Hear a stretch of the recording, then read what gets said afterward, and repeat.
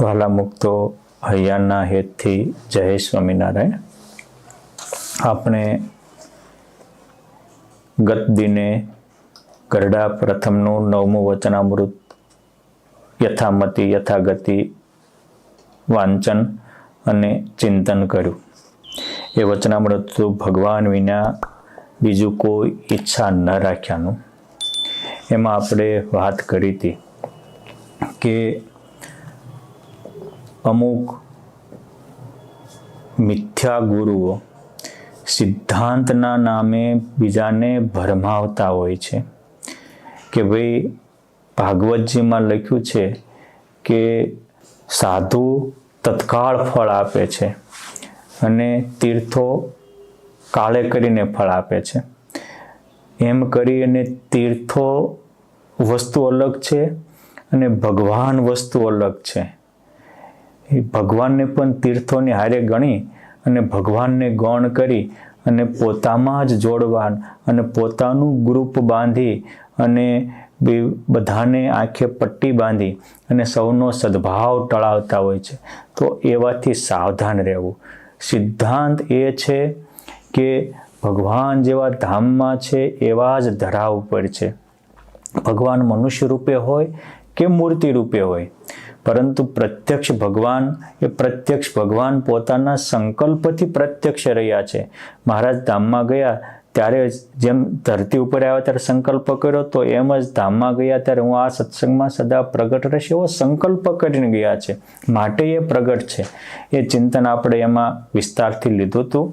માટે ભગવાન છે અને આ વચનામૃત પ્રત્યક્ષ ભગવાન માટે છે, પ્રત્યક્ષ સાધુ માટે નથી. પ્રત્યક્ષ સાધુ ચોક્કસ કલ્યાણકારી છે.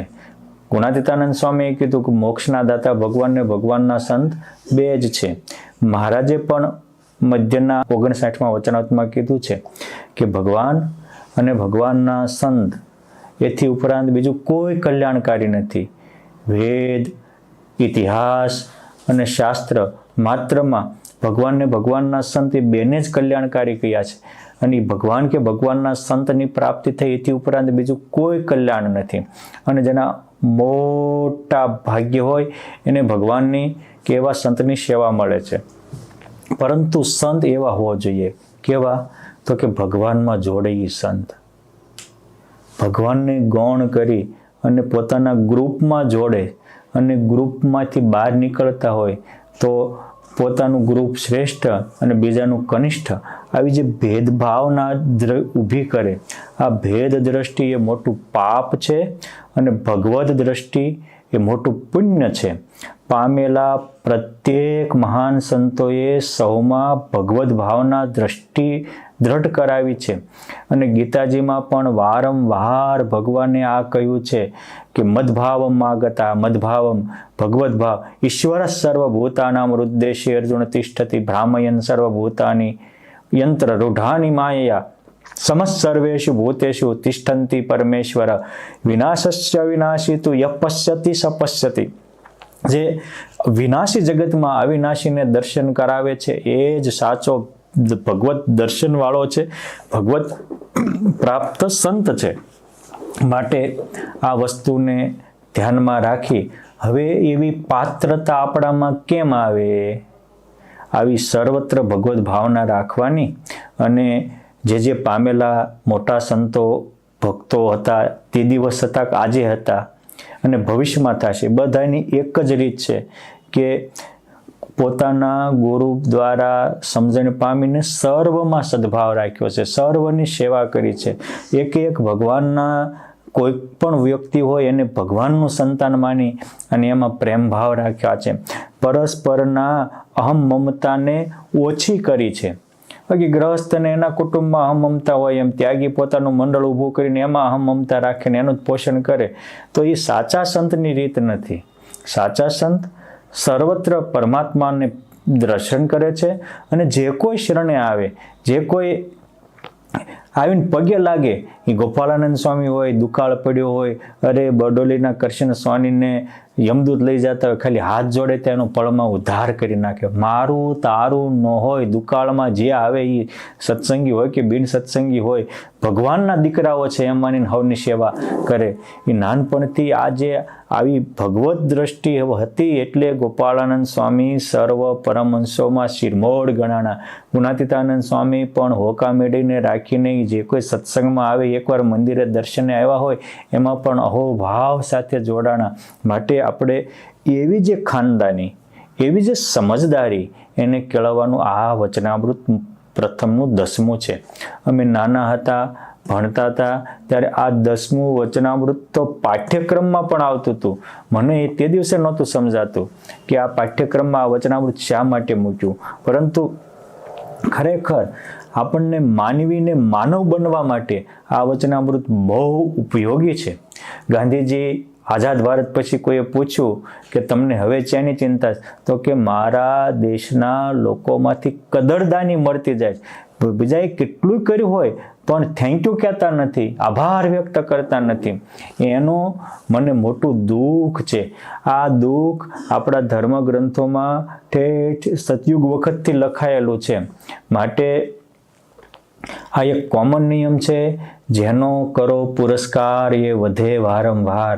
આપણે જેને વધારવું હોય એને થેન્ક યુ કહેવાનું રાખો. ભગવાન બહુ આપણે વશ થઈ જશે.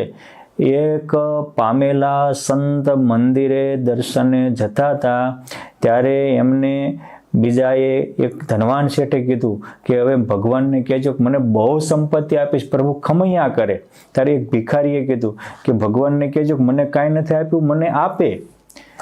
બંનેની પ્રશ્ન લઈને સંત પરમાત્મા પાસે ગયા, મધુરી ગોઠડી થઈ. પછી પરમાત્માને ભેટી સંત પાછા આવ્યા. બંને મંદિરના દરવાજા પાસે જ ઊભા હતા. ધનવાને કહ્યું કે પ્રભુએ શું કીધું? ભગવાને એવું કહ્યું કે શેઠ, તમે નાની નાની વસ્તુનો બીજા પ્રત્યે આભાર વ્યક્ત કરો છો, કૃતજ્ઞતાને વ્યક્ત કરો છો. એટલે ભગવાન કહે છે કે જે મને કૃતજ્ઞતા વ્યક્ત કરે એને હું આપ્યા વગર રહી શકતો નથી. ત્યારે ઓલો ભિખારી કહે છે કે મને પ્રભુએ આપ્યું જ નથી, હું કૃતજ્ઞતા વ્યક્ત કરું.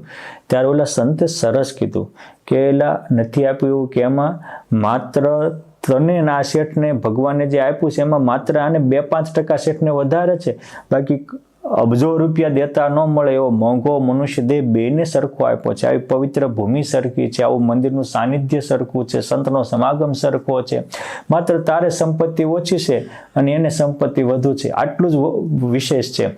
માટે જે આપ્યું છે ભગવાને એનો આભાર વ્યક્ત કરવા માંડે તારે ત્યાં તે સંપત્તિની છોડું ઉઠલશે. અને પછી એ ભિખારીએ પણ આ સંતના વચનમાં વિશ્વાસ રાખી અને હે પ્રભુ, તમે મને આવો મોંઘો મનુષ્ય આપ્યો, આવી અણમોલ આંખો આપી, આવા અણમોલ કાન આપ્યા, હાથ આપ્યું અને સારા વિચારો આપો છો, તો આપનો ખૂબ ખૂબ આભાર. કોઈ 5 પૈસા કે 10 પૈસા કે રૂપિયા આપે એનોય આભાર વ્યક્ત કરતા થયા અને એને કારણે ભગવાને એને પણ સુખ્યો કરી દીધો. આ કૃતજ્ઞતા વ્યક્ત કરવાનું મોટું ફળ મળે છે. મહારાજ અહીંયા એમ કહે છે કે અને તમે જ્યારે કોકના કૃતજ્ઞતા વ્યક્ત ન કરો એટલે કૃતજ્ઞ જ બની જતા હોય છે.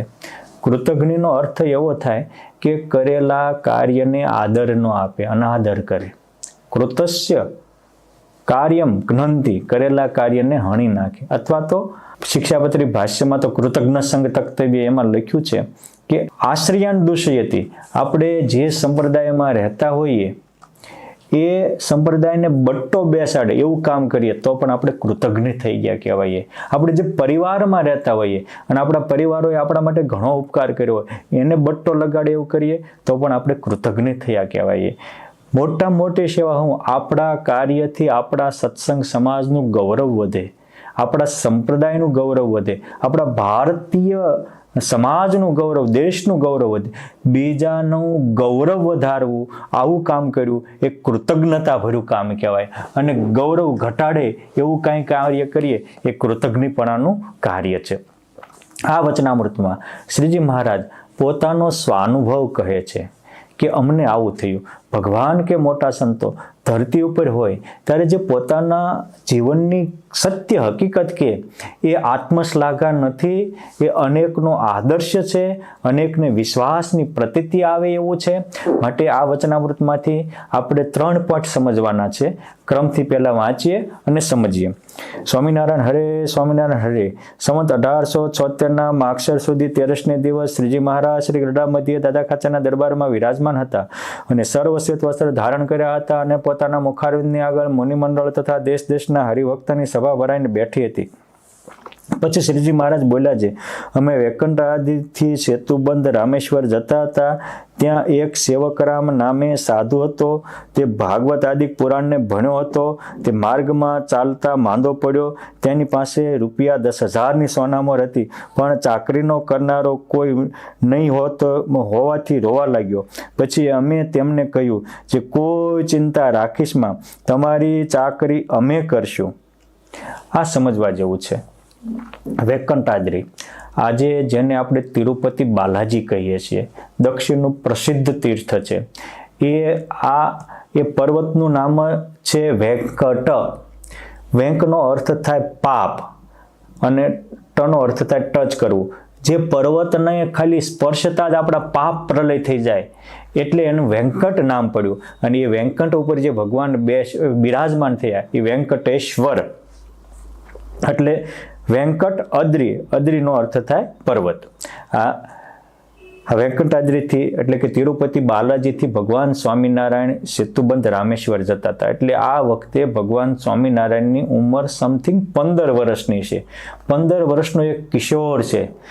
રસ્તામાં જતા પોતાનું આવડું મોટું એક અવતાર કાર્ય લઈને પુરુષોત્તમ નારાયણ નીકળ્યા છે. છતાંય તે રસ્તામાં આ એક સેવકરામ, આમ તો મોટા ભાગના ભક્તોનું નામ હોય રામ સેવક, આનું નામ છે સેવક રામ, એટલે કે રામને સેવા કરાવે એવો. નકર ભક્તોએ સેવક રામની જગ્યાએ રામ સેવક, રામના સેવક થવાનું હોય, ઘનશ્યામના કે શ્યામના સેવક થવાનું હોય, પણ આને રામને પોતાના સેવક બનાવ્યા.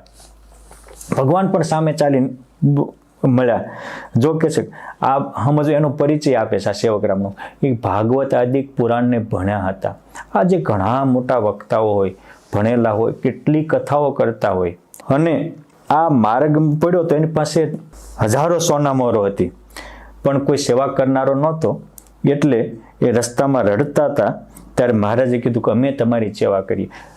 આપણું એક ભગવાનનો એક ફિક્સ ગોલ હતો, તેમ છતાંય તે કોઈ દુખ્યો આવ્યો તો એની સેવા કરવી, ઈશ્વર ભાવનાથી સેવા કરવી. આ બહુ મોટી સેવા છે. આ વચનામૃતનો પહેલો બોધ છે સેવક ભાવ. ભગવાન સ્વામિનારાયણ મને તમને શીખવાડવા માટે એક સાધકનો રોલ ભજવે છે. આદર્શ સાધક કેવો હોવો જોઈએ.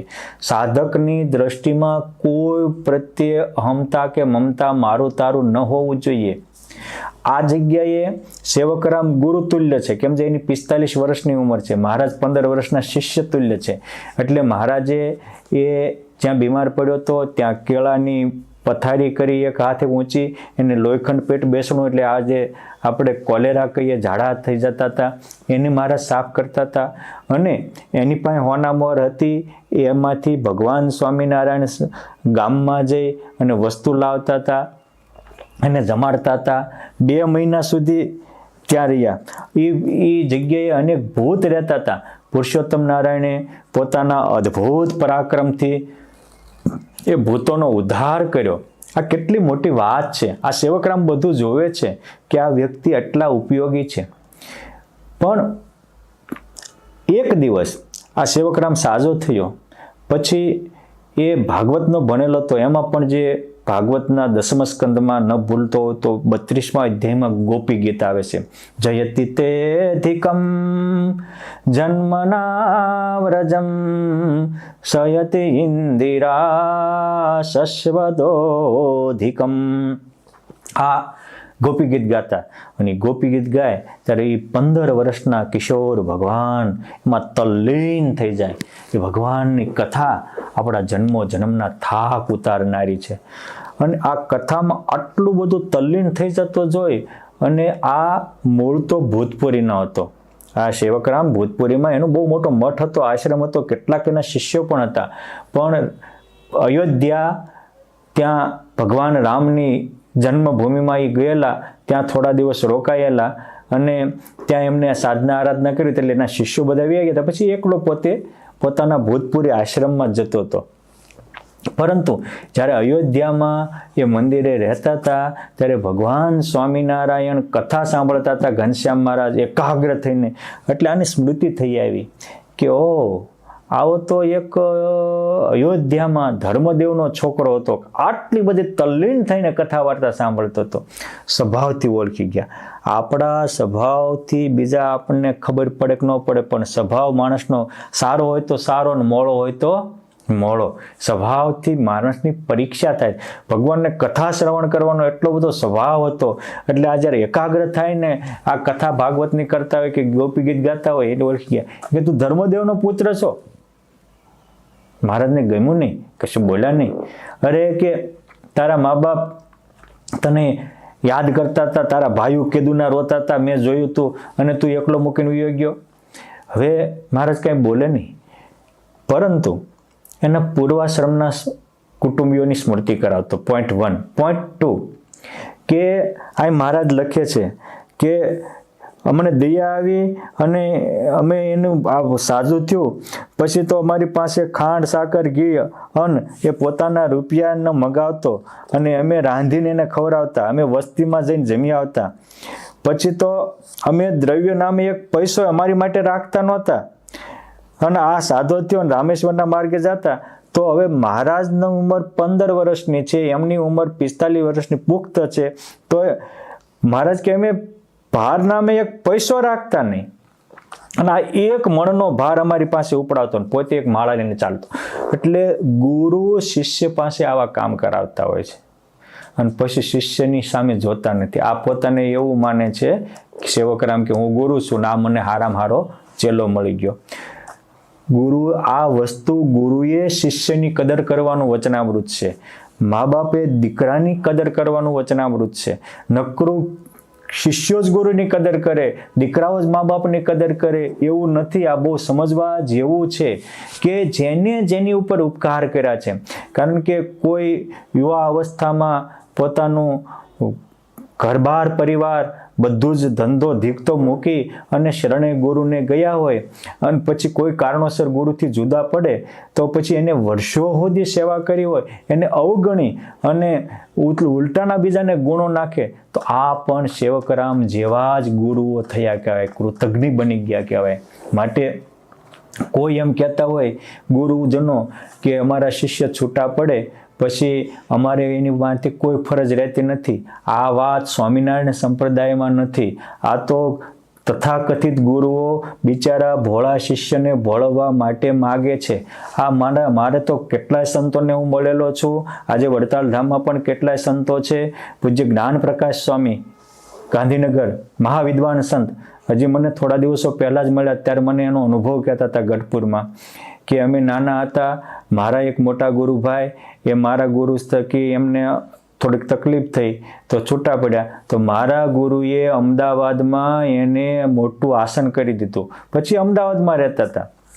પછી મારે ભણવા જવાનું થયું તો 2 સ્થાન હતા ભણવા જવાના. કાં અમે નાસિકમાં તપોવનમાં બાલકૃષ્ણ બ્રહ્મચારી પાસે જઈએ, ત્યાં એક વિદ્વાન સારા હતા, અને કાં અમદાવાદમાં જઈએ તો અમદાવાદમાં સારા હતા. તો બાલકૃષ્ણાનંદ સ્વામીને પહેલાં ટપાલ લખી તો એને કહ્યું કે તું આવવું હોય તો આય, પણ અહીંયા ભાત અને દાળ સિવાય બીજું કાંઈ જમવાનું નથી. અમારી પરિસ્થિતિ આશ્રમની આવી છે. પછી આ સમયે અમદાવાદમાં મારા ગુરુબંધુ વિષ્ણુ સ્વામી હતા, જે મારા ગુરુએ એને મદદ કરી હતી. એને કીધું કે ગુરુ તમે ચિંતાઓ કામ કરો છો, આ મારું આસન એ મારા ગુરુ ભાઈઓનું જ છે. અને એને બોલાવ્યા અને હું એ મારા ગુરુભાઈ મારા ગુરુથી છૂટા પડેલા એના ભેગો 5 કે 6 વર્ષ રહીને અમદાવાદમાં રહીને ભણ્યો અને પછી હું કાશી ભણવા ગયો હતો. આ સંપ્રદાયની રીતિ છે. છૂટા પડેલા સંતોને એને કાંઈ અપાય જ નહીં આમ કહેવાય અને એને તો વગોવવાના, આવી સંપ્રદાયની રીતિ નથી. આજે આ વડતાલમાં 50-60% સંતો એમના ગુરુ પાસે છૂટા પડ્યા હોય. બધા જ જે આપણે એને આજે કલરિયા સંતો કહીએ, પણ કોઈ કૃતજ્ઞ ખાનદાન છે. પોતાના શિષ્યોને પોતાને જે જરૂર હોય તો કહેશે કે બધા ભેગા કરી, જેમ બાપ દીકરાઓ છૂટા પડે તો વ્યવસ્થિત જે હોય એ આપે છે, એ જ રીતે સંતોની પણ આ દિવ્ય ભવ્ય પરંપરા છે. આ મેં એક એક્ઝામ્પલ આપ્યું, આવા તો સંપ્રદાયમાં કેટલાય છે. પરમ પૂજ્ય પુરાણી મોહન પ્રસાદ દાસજી સ્વામી ધોરાજી ધામ સાધુતાની મૂર્તિ કહેવાય. એમના 2 સંતો અહીં વડતાલમાં આવ્યા તો સ્વામી અહીં વડતાલના સંતોને કોઠારીને ભલામણ કરી અને એને આસન માટે જેટલા રૂપિયા જોઈએ એને વિશેષ રૂપિયાઓ આપીને પણ એમના બંને સંતોને વ્યવસ્થા વ્યવસ્થિત કરી આપી કે ભાઈ મારે એને 8 વર્ષ રહ્યા અને મારે એને તિરસ્કાર કેમ કરાય? આ સંપ્રદાયની પરંપરા છે. પૂજ્ય નિત્ય સ્વરૂપ સ્વામી દ્વારા છૂટા પડેલા સંતો પલોરેસ એને પણ સ્વામીએ ખૂબ જ વ્યવસ્થા કરી આપેલી. આ બધું મારે બધાના એક્ઝામ્પલ આપવા નથી, પરંતુ આપણી સંપ્રદાયની ઉજ્જવળ પરંપરા છે. આ મહારાજ કહે છે કે અમે આટલું કર્યું એની માટે ખાલી મહારાજે તો 2 જ મહિના સેવા કરી હતી. કેટલા મહિના? 2 જ મહિના. પણ એને ઉપકાર વ્યક્ત ન કર્યો તો મહારાજ કે અમે એને છોડી દીધો કૃતજ્ઞ જાણીને કે ભાઈ આ કરેલા કાર્યને સમજતા નથી. તો આમાંથી એક વાસ્તુ એ આપણે સમજવાની છે કે સેવા ભાવના. જો કોઈ માંદા પડે તો મારું તારું જોયા વગર પુરુષોત્તમ નારાયણે 2 મહિના આપ્યા. અને મહારાજે શિક્ષાપત્રીમાં પણ લખ્યું ભવ્યમ દિનેશુ વત્સલયી. કોઈ ગરીબ ગુરબા હોય તો એની સેવા કરવી, કોઈ અસહાય હોય તો એને મદદ કરવી. આપણા નંદ સંતોએ પણ આવી સેંકડોની સેવાઓ કરી છે, 1-2 ની નહીં. જે કોઈ આવા આવે અચાનક ઓલું થઈ ગયું હોય, કોઈ સંતને ગોપાળાનંદ સ્વામી સાથે રહેતા હોય ન પડ્યું હોય તો ત્યાં જુનાગઢમાં ગોપાળાનંદ સ્વામી મોકલતા હતા અને ભલામણ કરતા હતા અને એની બધી વ્યવસ્થાઓ ગુણાતીતાનંદ સ્વામીએ ગોપાળાનંદ સ્વામીના 60 જેટલા સંતો જુનાગઢ રાખ્યા હતા. તો જુનાગઢ અમુક સમૂહમાં રહેતા હોય અને ન ફાવ્યું હોય તો એ અહીં વડતાલમાં આવે, ગોપાળાનંદ સ્વામી એની બધી વ્યવસ્થા કરી દેતા. આજે જે સુરત અહીં વડતાલમાં શ્રીનિવાસ સ્વામી, હરિકેશવ સ્વામી વગેરે રહેતા, આજે લાડુ ગોપાલમાં હરિજીવન સ્વામી છે વગેરે સંતો એ ગુણાતીતાનંદ સ્વામી મોકલેલા અને ગોપાળાનંદ સ્વામી વ્યવસ્થા કરી દીધેલી અને એકબીજાના પૂરક બનીને રહેલા. એની જ પરંપરાના પરમહંસો પણ આજે સંપ્રદાયમાં વિદ્યમાન છે. માટે આપણી સંપ્રદાયની આવી ખાનદાન, સમજદારી, વફાદારી, ઈમાનદારી અને ખાનદાનીની પરંપરા છે. ખુદ ભગવાન સ્વામિનારાયણે પોતાના જીવન દ્વારા શીખવાડ્યું છે અને પામેલા એક સંતો ભક્તોની આ પરંપરાઓ રહી છે. એ વીરપુરના જલારામ બાપુ હોય, એના ગુરુ ભોજલ બાપુ હોય તો પણ ટુકડો ત્યાં હરી ઢુકડો આમ કરીને એને ગરીબોની સેવા કરી છે, દર્દીઓની સેવા કરી છે.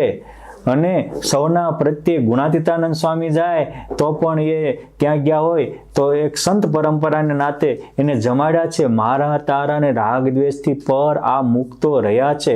એ સંત દેવીદાસ, અમર દેવીદાસ હોય તો એ પણ બિચારા કોઈ પણ રોગિયા હોય એને પોતાના આશ્રમમાં લાવીને જમાડતા. આજે પણ એવા અનેક આશ્રમો છે કે જ્યાં કોઈ રોગી હોય, કોઈ દર્દી હોય, ફ્રી ઓફ ચાર્જમાં સેવા કરતા હોય. એટલે સ્વામિનારાયણ ભગવાને પોતાના જીવન દ્વારા પહેલી આ એક તો એ મોટા મોટી સેવા ભાવનાની રીત દેખાડી કે બાપ સેવા કરજો. કૂતરો પાળીએ તો એ વફાદારી આપે, ઘોડો પાળીએ તો સેવા આપે અને માણસ પાળીએ તો પછી દગો આપે. આને વફાદારી ન કહેવાય. ફળ માટે વેપારી ખાતરી આપે કે આ અમારો વેપાર છે, આ માલ બગડે પાછો નીકળે તો પાછો આપી જજો. એવા ઘણા વફાદાર વેપારી હોય છે. અરે તમે માલધારી પાસેથી, ભરવાડો પાસેથી અમુક ગાય લો કે જો ઊંચું પગ કરે, પાટું મારે તો પાછી આપી જજો.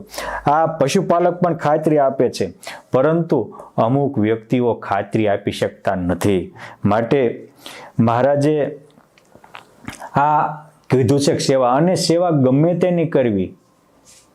એવું નહીં કે મારાની હું કરું તારાની તું કર. આ સેવકરામ ભગવાન સ્વામિનારાયણના નહોતા તો પણ બીમાર પડ્યા હતા તો પુરુષોત્તમ નારાયણનું પોતાનું આવું મોટું અવતાર કાર્યમાં સ્વામિનારાયણ ભગવાનમાં એ એના ગુરુ પણ નહોતા. ગોપાળ યોગી પાસે શીખવા માટે ભગવાનને 1 વર્ષ આપ્યું, પણ પછી સ્વામિનારાયણ ભગવાનને એક વ્યક્તિ માટે વધારે કોઈ સમય આપ્યો હોય તો બીજા નંબરના આ સેવકરામ છે. મને તમને સેવા ભાવના શીખવાડવા માટે આ ભગવાનને 2 આપ્યા છે. નંદ સંતોએ પણ નિરંતર અનેક પ્રકારની સેવાઓ કરી છે અને સ્વામિનારાયણ ભગવાને આ સેવા ભાવના પોતે કરીને બતાવી છે. એટલે આજે સ્વામિનારાયણ સંપ્રદાય ઉજ્જવળ સંપ્રદાય છે. આજે ભારતનો સાધુ સમાજ પહેલા નિષ્ક્રિય થઈ ગયો હતો. એ તો નકરી માળાઓ ફેરવે અને ઓર્ડર કરે, આ લાવી દેજો ને તે લાવી દેજો ને આ લાવી દેજો ને તે લાવી દેજો ને કોઈ સમાજનું કામ નહોતા કરતા. પુરુષોત્તમ નારાયણે પોતે કરીને બતાવ્યું અને પછી સ્વામિનારાયણ સંપ્રદાયના સંતોને ભગવાન સ્વામિનારાયણે કર્મઠતાની રીત શીખવાડી. એટલે નંદ સંતોએ પારિકાના અપમાન સહીને એક નાનામાં નાના માણસોની સેવા કરી છે. એને દુખિયાને સુખિયા કર્યા છે, વ્યસનીને નિર્વ્યસની કર્યા છે. અરે કુટુંબમાં ઝઘડા હોય તો સંતોએ રાત દિવસ ભેગા બેસીને પતાવ્યા છે. બધી જ સ્વામિનારાયણ ભગવાને આપેલી કર્મઠતાને કારણે આજે સ્વામિનારાયણ સંપ્રદાયના સંતો એવા કર્મઠ છે. આજે અતિવૃષ્ટિ થઈ હોય, અનાવૃષ્ટિ થઈ હોય, ભૂકંપ થયો હોય, કાંઈ તકલીફ આવી હોય તો સૌથી પહેલાં ભેટ વાળી અને પુરુષોત્તમ નારાયણના પરમહંસો પૂગી જાય. એ ભગવાન સ્વામિનારાયણે એક એક સંતોમાં, એક એક ભક્તોમાં પોતે આ 2 મહિના સુધી સેવકરામની સેવા કરીને આ સેવાના બીજ વાવ્યા છે. એટલે એ બીજ આજ વટવૃક્ષ થઈને પાંગરી રહ્યા છે. આજે એ કલોલમાં પ્રેમ સ્વરૂપ સ્વામી જેવા સંત હોય, મોટી હોસ્પિટલ ચલાવે, હજારોને મફત ભણાવે, વિદ્યાદાન કરે અને અન્નદાન કરે. આ પણ એક સમજવા જેવું છે. ઘણીક વાર માણસ પોતે કરતા હોય એને બિરદાવે અને બીજાને કરતા હોય એની પાસે ટીકા નિંદા કરે, તો એને ભગવત દ્રષ્ટિ ના આવી કહેવાય. જુઓ, એક સમજવા માટે પોઈન્ટ આપું છું કે આજે શિક્ષાપત્રીમાં આચાર્યશ્રીના ધર્મોમાં ભગવાન સ્વામિનારાયણે 14 આજ્ઞાઓ કરી છે. એમાં દીક્ષા પ્રતિષ્ઠા મોટા ભાગનું મહારાજશ્રી કરતા હોય છે. ગણપતિ પૂજન, હનુમાનજી પૂજન એ તો બધા માટે છે, એ પણ કરતા હોય છે ને એ પણ કરતા હોય છે. બાકીની બધી જ આવેલા અન્ન અને અન્નાર્થી આપવો, ઉતારા પાણી આપવા, મંદિરો કરાવવા, દેવોની સેવા પૂજા કરવી, બધી જ આચાર્યની આજ્ઞાઓ સંતો પાળે છે. એટલે જ આ સંપ્રદાય ફૂલ્યો છે, કારણ કે આચાર્ય પહોંચી પણ ન શકે. પરંતુ આવેલા અન્નાર્થીને જમાડવા એ આજ્ઞા આચાર્યની છે અને સંતો પાળે છે. આપણે કેટલા બધા રાજી થઈએ છીએ, ખૂબ રાજી થઈએ છીએ. અને એ સંતો આટલા કર્મઠ થઈને કરે છે. મોટા દીકરાથી ન થતું તો નાના દીકરા કરે અને આપણે બધા અપેક્ષા રાખીએ હજી હળી મળી રહીએ. એ જ રીતે જો શિક્ષાપત્રીમાં લખ્યું છે કે અન્નદાન, વિદ્યાદાન અને અભયદાન એક એકથી ઊંચું છે. તો કોઈ સંતો અન્નદાન મંદિરમાં આપે છે, રાજી થઈ. એ જ રીતે કોઈ સંતો વિદ્યાદાન આપતા હોય તો આ અન્નદાન કરતાં વિદ્યાદાન શ્રેષ્ઠ છે. અને વિદ્યાદાન સાથે સંસ્કાર સાથેનું શિક્ષણ પણ આપે. માટે આ રાજી થવા જેવી બાબત છે. પરંતુ આ અમે અન્ન આપીએ છીએ, આવેલાને જમાડીએ છીએ એમ કહીને એનું પોતાનું બહુ બિરદાવે અને આનું એક શબ્દ ન બોલી શકે, તો આ તટસ્થતા ભરાય નહીં. બીજી આજ્ઞા તમે પાળો છો એનું તમે બિરદાવો છો તો કોઈક એક વિશેષ પાળે છે. મૂળ તો આચાર્યની આજ્ઞા કે જેની આજ્ઞા છે એ બહુ મહત્વની વસ્તુ છે, પણ સંસ્કાર સાથેનું શિક્ષણ મળે એ પણ આજની જરૂરી છે. માટે એકબીજાના પૂરક બનવું, નિંદક નહીં, ચિંતક બનવું, સારું વિચારવું, સારું જોવું. અને એ માધ્યમથી જે નંદ સંતોએ સેવા કરી હતી, અનેક જીવોને આ સત્સંગમાં લાવવાની મોટી સંતની સેવા હતી. આજે પણ સંતો એ સેવા કરી રહ્યા છે. કોઈ પણ માધ્યમથી જીવને પરમાત્મા ઓળખાવે એ બહુ મોટી વાત છે. આ સેવાના બીજ ભગવાન સ્વામિનારાયણે આ વચનામૃતમાં રોપ્યા છે. હવે બીજી બાબત એ રહી કે મહારાજ કે આને અમે પછી કૃતજ્ઞ જાણીને ત્યાગ કર્યો. માટે જે મનુષ્ય કર્યા કૃત્યને જાણે નહીં એને કૃતજ્ઞ જાણવો. કર્યું કૃત્ય એટલે કે આપણી માટે જેને કંઈક કર્યું હોય એને આપણે ઉપકારના બદલે કાંઈ ન આપી કાંઈ નિંદવું નહીં. ઘણા તો કૃતસ્ય જ્ઞાનતિમ દ્વેષ્ટિ, કરેલા કાર્યનો દ્વેષ કરે. માણસ કામ કરતા હોય તો ભૂલ થાય, ન કામ કરતા હોય એને કાંઈ ભૂલ ન થાય. હા, હું છું તો મારે કોઈ દી બાંધકામમાં ભૂલ ન થાય, કેમ છે એમ કરતો જ નથી. જે માણસ ચાલતો હોય એ પડે, પણ માણસ કેટલું ચાલ્યા પછી એકવાર પડ્યો એ પડેલા ન જવાનું, કેટલા ગૌ ચાલ્યો એ જોવાનું હોય. એમ કોઈ માણસ કંઈક કામ કરતા હોય તો ક્યારેક શરત ચૂકથી ભૂલ થઈ હોય, મારાથી પણ થઈ હોય, હું ના નથી પાડતો, પરંતુ સારું 90 થી 95% હોય અને ભૂલી અને વર્ષો સુધીની સેવાને પાછળથી અબખોડવી, આ વસ્તુ કૃતસ્ય કાર્યમ જ્ઞંતિ આ કહેવાય. અને એને કૃતજ્ઞ કહેવાય. માટે મુક્તો આ પણ આપણે સમજવા જેવું છે.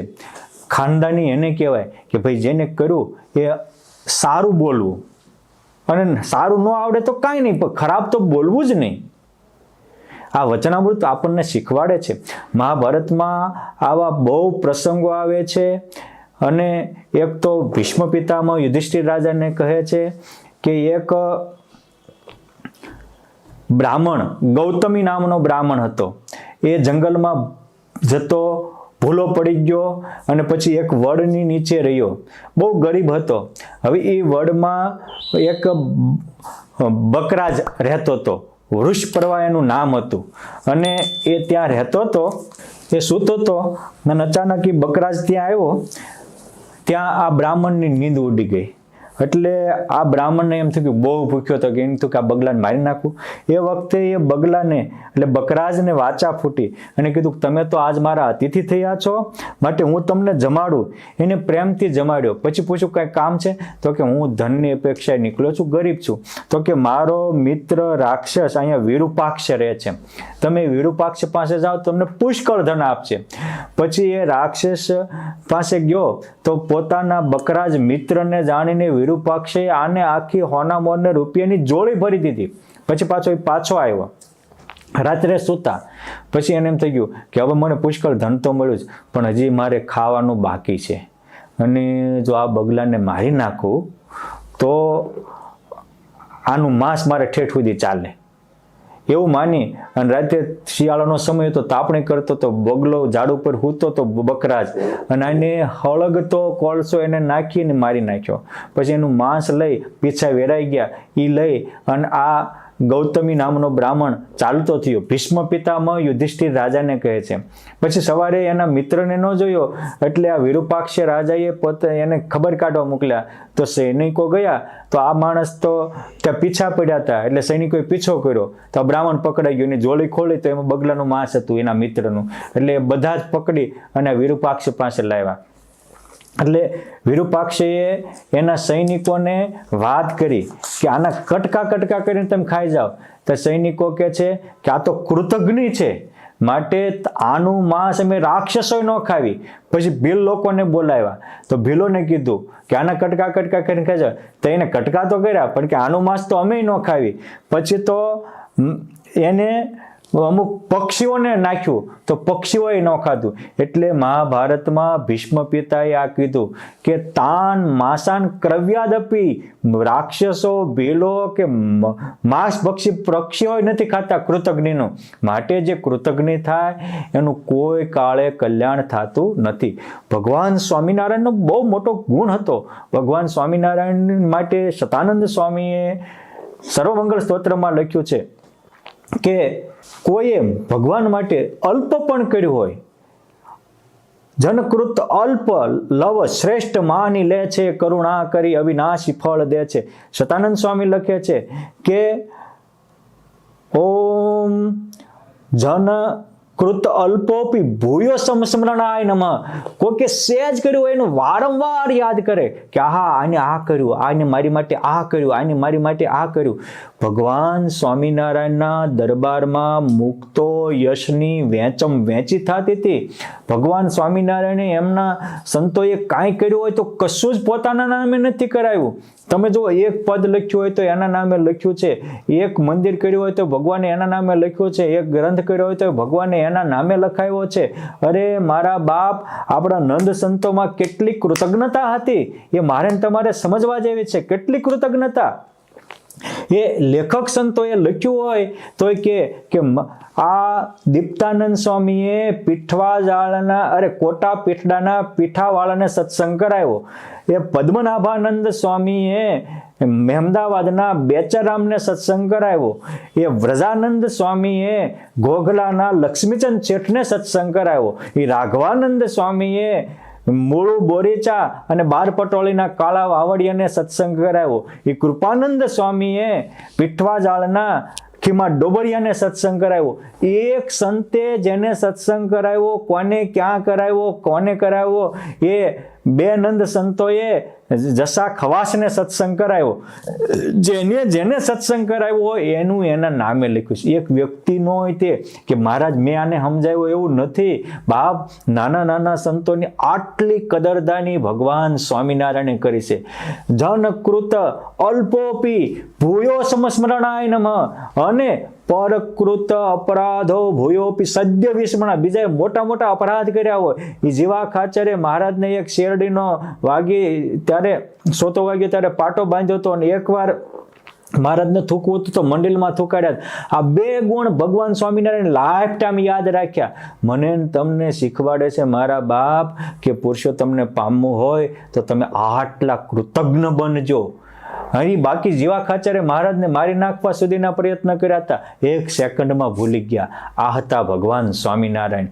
પ્રેમાનંદ સ્વામીનું મહારાજ ધામમાં જતા ત્યારે અંતિમ પદ છે કે બિસરન જાજો મેરે મીત યહવર માગુ નીત. બાપ, અમે ક્યારેક ભૂલ કરીએ, માણસ છીએ, અમે ભૂલી જઈએ, તમે અમને ન ભૂલતા. એમાં લખ્યું છે દીનબંધુ અતિ મૃદુલ સ્વભાવા જાનહી કરી મેં પ્રીત જન અવગુણ પ્રભુ માનત નહીં यही પૂરબ કી રીત. તમે પ્રભુ, તમારી એ રીત છે કે તમે બીજાના અવગુણ જોતા જ નથી. તમે નાનું અલ્પો પણ કર્યું હોય ઈ શરણાગત પાપ પર્વતમ ગણયિત્વાન તદીય સદ્ગુણમ અણુમપ્ય તુલમ હિમન્યતે સહજાનંદ ગુરુમ ભજે સદા. આ સમજવા જેવો છે. પૂજ્ય હરિસ્વરૂપ સ્વામીએ ભવસંભવ ભીતિ વેદના સ્તોત્રની કથા કરી. એમાં આ ઉપર આવા અનેક પ્રસંગો કયા છે, મારે તમારે સાંભળવા જેવા, સમજવા જેવા છે. પણ અહીંયા કહે છે કે કૃતજ્ઞ કરેલાને ઉપર ઉપકાર કરવાની બદલે અપકાર કરે, આને કૃતજ્ઞ કહેવાય. મહાભારતમાં આવા ઘણા પ્રસંગો છે. જયદ્રથ એનો આદર્શ નમૂનો છે કે જયદ્રથ દુર્યોધન જેવા દુર્બુદ્ધિને રાજી રાખવા માટે પાંડવો જ્યારે વનમાં હતા 12 વર્ષના વનવાસ દરમિયાન, એ વખતે દ્રૌપદીને લઈને ભાગ્યો અને એ ભીમસેન એને મારી નાખતા ત્યારે યુધિષ્ઠિરે જ એને બચાવ્યો હતો. તો જો હવે એને બચાવ્યો, પ્રાણથી એની રક્ષા કરી. દુર્યોધનની પણ ચિત્રરથ વગેરે લઈ જતા હતા ત્યારે નકર તો તે દિવસે જ પૂરો કરી નાખવાના હતા ચિત્રરથને, પણ યુધિષ્ઠિર રાજાએ બચાવ્યો. પછી આ જયદ્રથે સીધી તપશ્ચર્યા કરી, શંકર દાદાની પાસે વરદાન માંગ્યું કે હું પાંડવોને મારી નાખું. શંકર દાદાએ માથું ધોણાવ્યું કે બને જ નહીં, તું પાંડવોને મારી શકે એવું શક્ય જ નથી. અને એમાં એ કે તો હું પાંડવોને એક દિવસ રોકીશ. એ કે ખાલી 4 જ, અર્જુનને તો તું રોકી શકીશ નહીં, એ મારથી ન થાય, એ તો ભગવાનનો અંશ છે. પણ આ જેને ઉપકાર કર્યો હતો, જેને બચાવ્યો હતો, એને જ મારી નાખવા માટે તપશ્ચર્યા કરી. આ કૃતજ્ઞનો મોટો જો કામ કર્યું છે, તપશ્ચર્યા સત્કર્મ કર્યું છે, પણ બીજાને પાછા પાડવા કર્યું છે. આ મોટો કૃતજ્ઞ કહેવાય. પાંડવોનું જ રાજ્ય હતું, ખાલી ટેમ્પરરી હાચવવા આપ્યું હતું અને યોગ્ય પણ પાંડવો જ હતા, પરંતુ દુર્યોધને પાછું ન આપ્યું. અને જ્યારે મહાભારતમાં એક સરસ ટચુકડો સંવાદ આવે છે. કૃષ્ણ ભગવાનના પુત્ર સાંબના લગ્ન દુર્યોધનની પુત્રી લક્ષ્મણા સાથે થયા હતા. મહાભારતના યુદ્ધ પછી લક્ષ્મણા કૃષ્ણને કહે છે કે પ્રભુ, તમે અન્યાય કરીને મારા પિતા વગેરેનો નાશ કરાવ્યો, આનું કારણ શું? ત્યારે ભગવાન કહે છે કે તારો પિતા મૂર્તિમાન અન્યાય હતો અને પ્રજાને જેને દેવાનું હોય એને કાંઈ નહોતો દેતો, અને બીજી પ્રજાને પોતા તરફ ખેંચવા અને આકર્ષવા, જેને દારૂ જોતો હોય એને દારૂ આપતો હતો, અફીણ જોતો હોય ને અફીણ આપતો હતો, વ્યસનની છોટી આપતો હતો, કોઈ વ્યભિચાર કરે એને ન્યાય કરતો નહોતો, મનમાની પ્રજાને કરવા દેતો. આવો માયકાંગલો સમાજ થઈ જાય તો ધરતી ઉપર ધર્મનું સ્થાપન કેમ થાય? આજે પણ અમુક નેતાઓ આવું કરતા હોય છે. પોતાનો વોટ બેંક સાચવવા પ્રજાને બધી છૂટ આપી દેતા હોય છે, અને આવા રાજાઓ દેશનું પતન કરે, ધર્મનું પતન કરે, કુટુંબનું પતન કરે. હવે આમાં મારે તારા બાપા પાસેથી અપેક્ષા રાખવી શું? અને બીજાને આવું કેટલું આપતો હતો, પણ જેનું હકનું હતું એને કાંઈ નહોતો આપતો. માટે મેં તારા પિતાનો કપટ કરીને મરાવ્યો. પણ શું કામ? આને માટે અલ્પ મોટા સત્યને સાચવવા, અલ્પ સત્ય છોડવું પડે તો છોડી દેવું પડે. આ મોટા સત્યને સાચવવા માટે યદભૂત હિતમ તદેવ સત્યમ, તારા પિતા પાસેથી કોઈનું હિત ન થતું. અને મેં થોડુંક તમને એવું લાગે કે ભાઈ દુર્યોધનને કપટથી મરાવ્યો, કર્ણને હથિયાર હતો નિહત્થો મરાવ્યો. ભગવાન કહે છે અધર્મીના પક્ષે રહેનારા એ મારા માટે બધા અધર્મીઓ જ છે. માટે અમુકની આજે પણ આવી દુર્યોધન વૃત્તિ હોય કે અણહકનું હોય એને અનેક આપતા હોય, અને ખરેખર જેને આપવા જેવું હોય, જેની માટે કેટલું એને કર્યું હોય, જેની ગૌરવ ભર્યું માટે પોતાના પ્રાણ રેડી દીધા હોય, એવા માટે કશું જ ન આપે. આપે તો નહીં, કોક આપતા હોય એને રોકે. આ તો મારા બાપ કૃતજ્ઞના બાપ થઈ ગયા કહેવાય. માટે આ વચનામૃત મારા તમારા માટે સમજવા જેવું છે કે આપણામાં તો દુર્યોધન વૃત્તિ નથી ને, આપણામાં તો જયદ્રથ વૃત્તિ નથી ને, આપણામાં તો ઓલો ગૌતમી બ્રાહ્મણ આવી ગયો એવી વૃત્તિ નથી ને. ખાનદાની તો એને કહેવાય કે એક વણજારો નીકળ્યો હતો, એમાં એક બેનની કોઈક ઇજ્જત લૂંટતો હતો, અને એ વણઝારાએ એને બચાવી બેનને. પછી કોઈ કારણોસર એ વણઝારો સરકારના વાંકમાં આવ્યો, તારી કોઈક સાક્ષી પૂરે તો તને નિર્દોષ છોડી દેવી. અને એ વખતે એને કીધું બીજું તો નથી પણ મેં એક બેનને બચાવી હતી, મારી ધર્મની માનેલી બેન છે.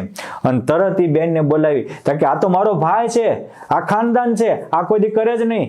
તરત જ રાજાએ નિર્દોષ છોડી દીધો. જો આને થોડુંક કર્યું તો એકવાર સહેજ બચાવી હતી, એની પણ લાઈફ ટાઈમ સુધી એને યાદ રાખી. આ ખાનદાની છે. આ વચનામૃત આપણને એ શીખવાડે છે કે બાપ કૃતજ્ઞ થવું નહીં. અને બીજું કે કોકને કાંઈક ભૂલ થઈ ગઈ હોય, પછી એને માફી માગી લીધી, એને રોઈને તમારા પગ પકા પલળી જાય એટલી માફી માગી, છતાંય તમે એને માફી આપી નહીં એનું કામ શું કે તમે દાઢમાં રાખ્યું બીજાને કીધું એટલે તમે માફી દીધી ન કહેવાય. એટલે મહારાજ કહે છે કે એકવાર કંઈક કોકથી ભૂલ થઈ, માનવ છે ભૂલ થાય, પણ ભૂલ થઈ ગયા પછી પ્રાયચિત કરી લીધું, અને પ્રાયચિત કર્યા પછી પણ આપણે એના એવા ને એવા વચનેથી કહીએ તો એ પણ આપણે કૃતજ્ઞ કહેવાય છે. એટલે કે છે હરિલામૃતમાં વિહારીલાલજી મહારાજ લખે છે કે કૃતજ્ઞને તો ગુણ જે કરાય તે સર્વ તેનો શ્રમ વ્યર્થ જાય. કૃતજ્ઞ માટે આપણે ગમે એટલું કર્યું હોય તોય તે આપણો શ્રમ વ્યર્થ જાય. અરે બાપ વ્યર્થ ગયો ને વાંધો ને, શાંતિથી રહેવા દે ને તોય બહુ સારું. કૃતજ્ઞ તો એ દુર્યોધન પાંડવોને શાંતિથી રહેવાય ન દે. આખું એનું રાજ હતું, ભગવાન 5 ગામ માગે 5 ગામ ન આપે, એમાંય આડો ઓલું આડી ઊની કરે. આ કૃતજ્ઞ કહેવાય. કે છે કૃતજ્ઞ તો ગુણ કશો ન જાણે, અંતે વળી ઉર દ્વેષ આણે. ગુણ તો ન જાણે, ભાઈ આપણા માટે એમને વર્ષો સુધી એટલું કર્યું છે, આપણી ખરા ટાણે એ પાંડવોએ રક્ષા કરી છે ચિત્રરથથી, એ કશું જ ન જાણે, ઉલટો અંતરમાં દ્વેષ રાખે. અને બીજાને પણ બીજા કોઈક મદદરૂપ થવા જતા હોય તો એને પણ આડા આવે. આ બધી તો અમુક વસ્તુ તો એવી હોય છે વાલા મુક્તો કે વીતી હોય રેહો જાણે, અણસમજ્યું મને ઈર્ષ્યા આણે. જેને વીતી હોય એને એની વેદના સમજાય. અને બાપ ટીકા કરનારા તો બહુ હોય છે, ટેકો કરનારા એ પુરુષોત્તમ નારાયણ કે એના પ્યારા પરમહંસો હોય છે, સલાહ આપનારા તો બહુ હોય છે, બાપ સાથ આપનારા કોક હોય. અને એ મહારાજને મુક્તો જ્યારે આપે અને ખરા ટાણે સાથ આપે એ સાચા છે. મારા બાપ વેદોને વાંચનારા, પુસ્તકોને વાંચનારા, એને કથા કરનારા તો બહુ હોય છે, પણ ક્યારેક કોકની દિલની વેદના વાંચનારા વિરલ પુરુષ કહેવાય. અને એ વેદના વાંચે એ પુરુષોત્તમ નારાયણ છે. એટલે જાકે જગ મેં કોઈ નહીં, તાકે તુમ મહારાજ. એમ આપણા કોઈ ન હોય ત્યારે આપણા એક મહારાજ હોય છે. માટે હું તો બધાને 2 હાથ જોડીને વિનંતી કરું છું કે હંમેશા જે કંઈ કરીએ એક ભગવાનને કેન્દ્રમાં રાખીને કરવું. અને આપણું કરેલું ફળ ભગવાન આપશે, બાકી કોઈ માણસનું કામ નથી. અને ભગવાનને પામેલા હશે તો એ ઉપકારનો બદલો આપી શકશે, ગોપાળાનંદ સ્વામી, ગુણાતીતાનંદ સ્વામી જેવો હોય, બાકી બીજાનું કામ નથી. કે છે કે જો ભક્તનો વેશ ધરે તથાપી કૃતજ્ઞ જેવો નહીં કોઈ પાપી. સાધુનો વેશ હોય, ભગતનો વેશ હોય, પણ કૃતજ્ઞ જેવો કોઈ પાપી નથી.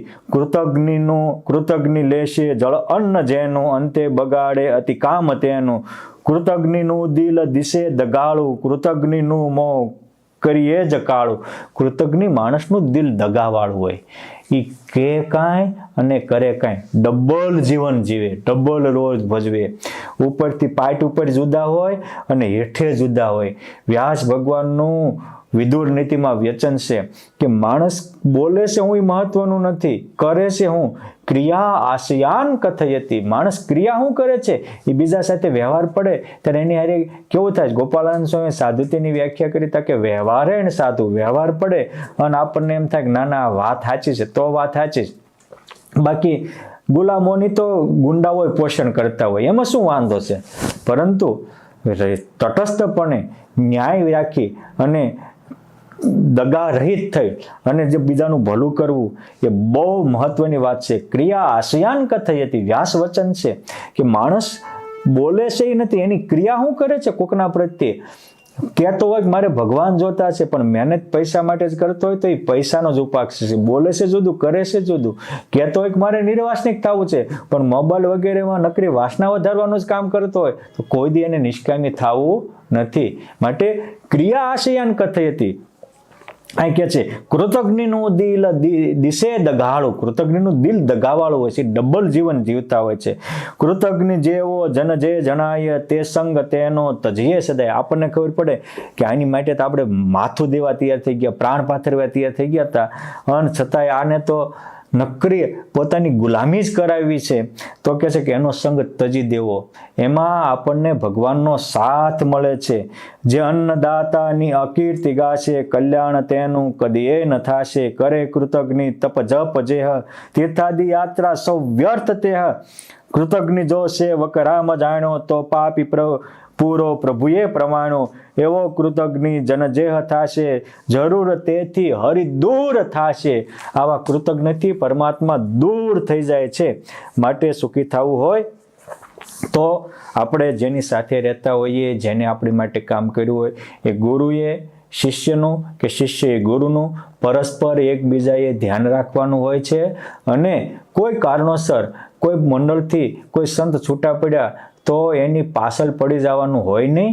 કેમ જે એમને વર્ષો સુધી સેવા કરી, તો એ ગોપાલાનંદ સ્વામી કે ગુણાતીતાનંદ સ્વામી આજના મોટા સંતો બીજા હોય છે એની જેવું મનમાં રાખી અને આપણે બધા જ એકબીજાની સાથે હળીમળીને રહીએ અને આ વચનાવતમાં કદરદાની શીખીએ.